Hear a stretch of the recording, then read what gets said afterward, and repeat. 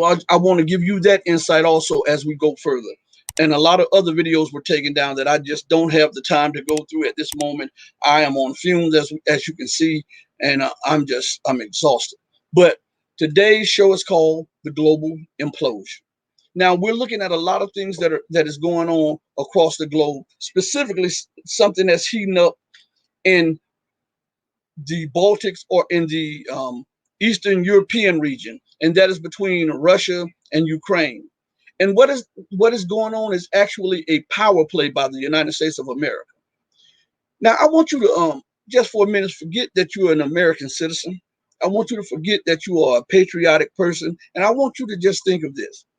What if Russia would have had its hand in a coup to overthrow the legitimate government? Mind you, even if you did not like that legitimate government, the legitimate government of Canada or Mexico, how do you think that would have gone down with America?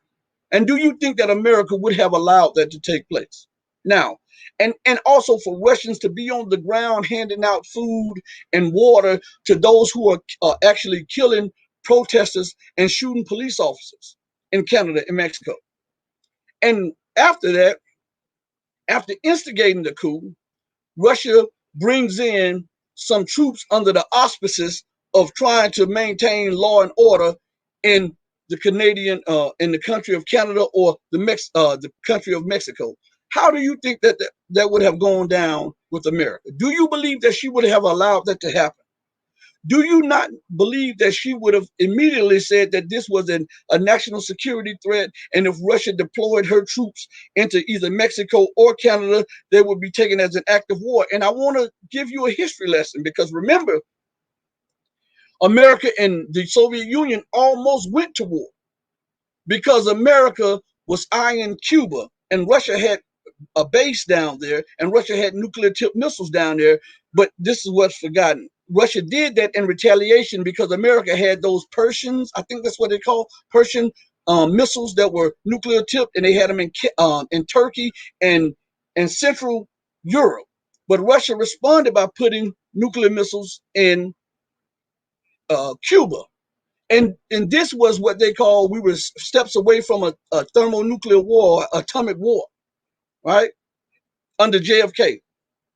And there had to be some negotiating behind the table. Now, mind you, Cuba is 90 to 100 miles away from the U.S. border, but Ukraine sits on Russia's border.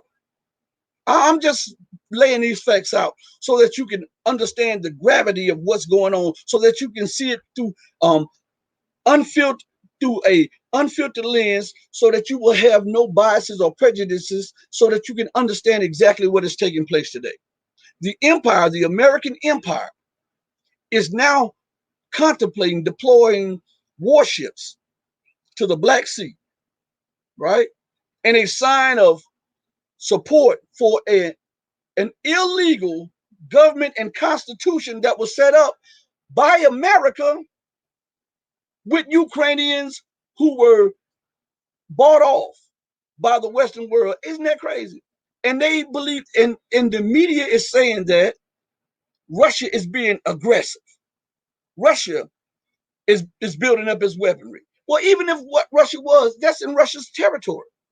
No one says anything about America deploying border guards down to the U.S. border or up to the Canadian border when she gets mad. No one says anything about that, right?